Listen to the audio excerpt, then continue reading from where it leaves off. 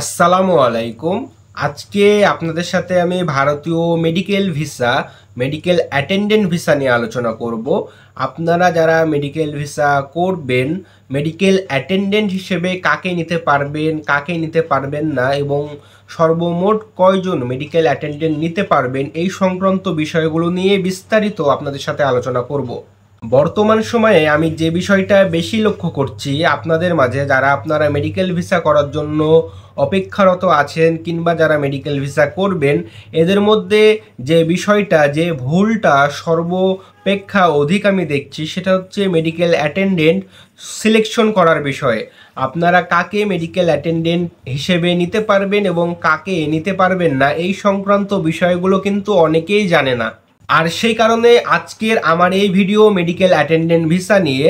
আপনি যদি ভুল মেডিকেল অ্যাটেন্ডেন্ট সিলেকশন করেন, ভুল একজন মানুষকে মেডিকেল অ্যাটেন্ডেন্ট হিসেবে আপনার সাথে ভিসা করান, তাহলে এই ভুল অ্যাটেন্ডেন্ট মেডিকেল পার্সনের জন্যই কিন্তু আপনার মেডিকেল ভিসাটা রিফিউজ হতে পারে।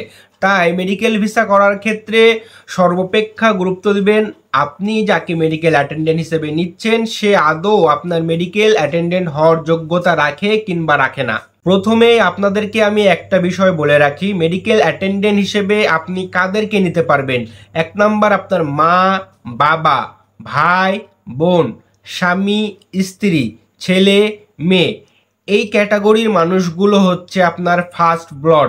এদেরকে আপনি মেডিকেল অ্যাটেন্ডেন্ট হিসেবে নিতে পারবেন এবং এদেরকে যদি আপনি অ্যাটেন্ডেন্ট হিসেবে নিয়ে ভিসা লাগান, তাহলে আপনার ভিসা পাওয়ার চান্স সর্বাপেক্ষা বেশি।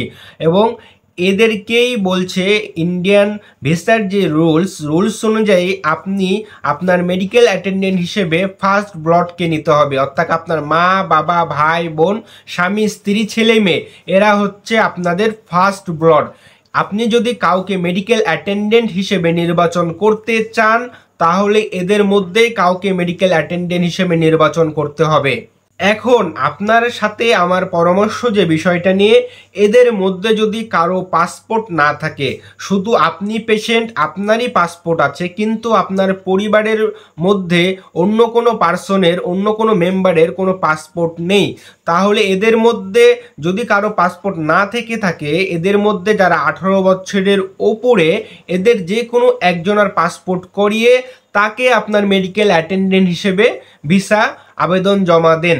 আপনার যদি বৈধ কোনো মেডিকেল অ্যাটেন্ডেন্ট না থাকে, তার কারণে যদি আপনার মেডিকেল অ্যাটেন্ডেন্ট হিসেবে আপনার বন্ধু কিংবা চাচাতো ভাই, মামাতো ভাই, প্রতিবেশী, আত্মীয়স্বজন, এদেরকে মেডিকেল অ্যাটেন্ডেন্ট হিসেবে নেওয়ার চেষ্টা করেন, তাহলে কিন্তু আপনার ভিসা রিফিউজ হওয়ার চান্স 100% আছে। আপনি ইচ্ছা করলেই আপনার সাথে আপনার মেডিকেল অ্যাটেন্ডেন্ট হিসেবে আপনার বন্ধুকে নিতে পারেন না, আপনার আত্মীয়স্বজনকে নিতে পারেন না, কিংবা আপনার চাচাতো ভাই, মামাতো ভাই, ফুফাতো ভাই, এদেরকে কিন্তু নিতে পারেন না। এরা আপনার ফার্স্ট ব্লড না।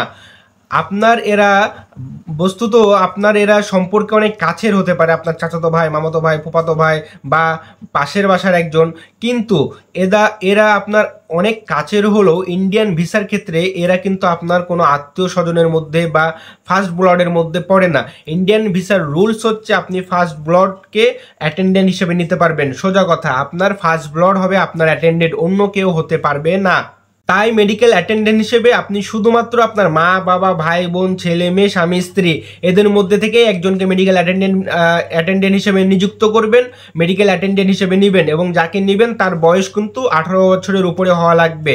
এবং এই মেম্বারগুলোর মধ্যে যদি কারো পাসপোর্ট না থাকে এবং সে যদি 18 বছরের উপরে হয়, তাহলে তার পাসপোর্ট করানোর পরে আপনার মেডিকেল ভিসা আবেদন জমা দেন। বর্তমান সময়ে বিশেষ করে রাজশাহী, রংপুরের মানুষদেরকে আমি যেটা দেখলাম, অনেকেই আমাকে ফোন কল করেছে এবং অনেকক্ষণ কথা বলার পরে অ্যাটেন্ডেন্ট কাকে নেবেন এটা জিজ্ঞাসা করার পরে বলে যে বন্ধু বা আত্মীয় স্বজন কিংবা অমুকের সাথে যাব, এরকম ধরনের কথাবার্তারা।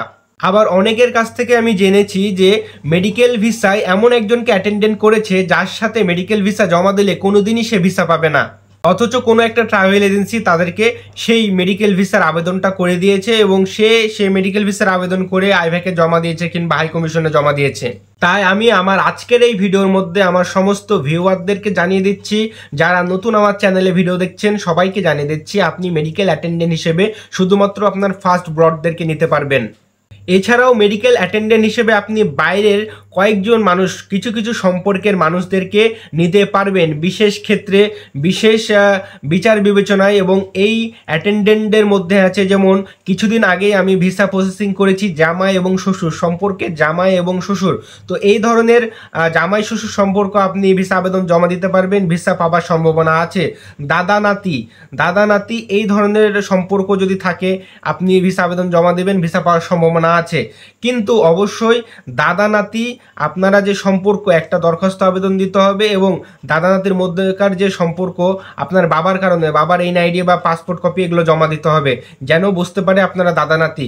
শ্বশুর, জামাই শ্বশুরের ক্ষেত্রেও সেম, আপনার ওয়াইফের কাগজ এনআইডি জমা দিলেই কিন্তু বুঝতে পারবে আপনারা সম্পর্কে জামাই শ্বশুর। এবং একটা দরখাস্তও লিখে দিতে হবে, কেন জামাই শ্বশুর অ্যাটেন্ডেন্ট হিসেবে যাচ্ছেন, কেন আপনার স্ত্রীকে নিচ্ছেন না, বা কেন পরিবারের অন্যান্য সদস্য ফার্স্ট ব্লড যারা আছে তাদেরকে কেন নিচ্ছেন না।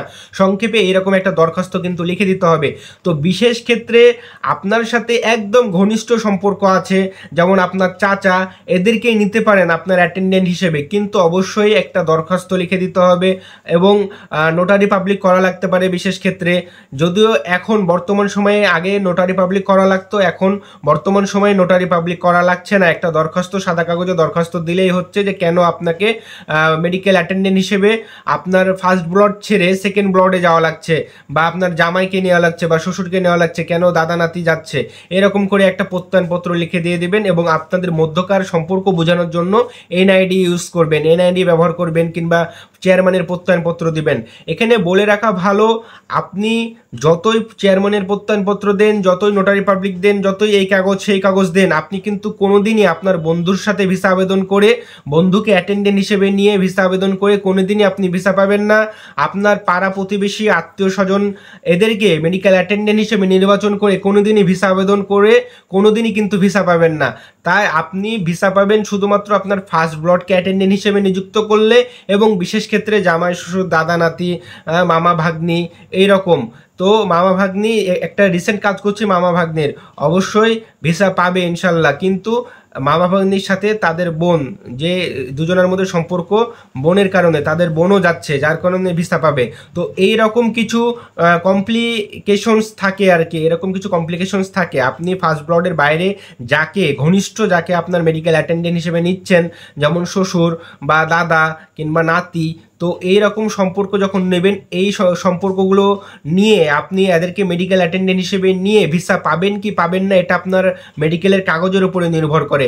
সে কারণে আপনি যার মাধ্যমে কাজ করাবেন, যে আপনার ট্রাভেল এজেন্ট, তাকে ভালোভাবে জিজ্ঞাসা করে নেবেন যে আপনি যাকে মেডিকেল অ্যাটেন্ডেন্ট হিসেবে নিচ্ছেন, তাকে নিলে আপনি ভিসা পাবেন কি পাবেন না, ভিসা পাওয়ার চান্স কেমন। অবশ্যই ফার্স্ট ব্লড নেওয়ার চেষ্টা করবেন।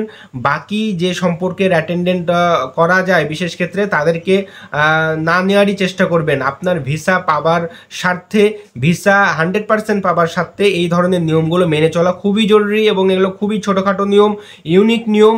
এই নিয়মগুলো অনেকেই জানে না, অনেকে জানলেও মানতে চায় না বা বিশ্বাস করতে চায় না। আমার তো নিজের মানুষ, কেন তাকে অ্যাটেন্ডেন্ট হিসেবে নিতে পারবো না, এই জিনিসগুলো অনেকেই হয়তো বা বিশ্বাস করে না বা মানতে চায় না। তো আজকের মতো এখানেই। আপনারা ভবিষ্যতে মেডিকেল অ্যাটেন্ডেন্ট কাকে নিযুক্ত করবেন এই বিষয়ে সতর্ক থাকবেন, এবং মেডিকেল অ্যাটেন্ডেন্ট হিসেবে শুধুমাত্র সর্বোচ্চ 2 জন, বর্তমান সময়ে সর্বোচ্চ 2 জন আপনি মেডিকেল অ্যাটেন্ডেন্ট হিসেবে নিয়ে যেতে পারবেন, এর বেশি নিয়ে যেতে পারবেন না। তো ধন্যবাদ সবাইকে, সবাই ভালো থাকবেন, সুস্থ থাকবেন, আমার চ্যানেলটি সাবস্ক্রাইব করে দেবেন। আবারও দেখা হবে পরবর্তী কোনো ভিডিওতে। আসসালামু আলাইকুম।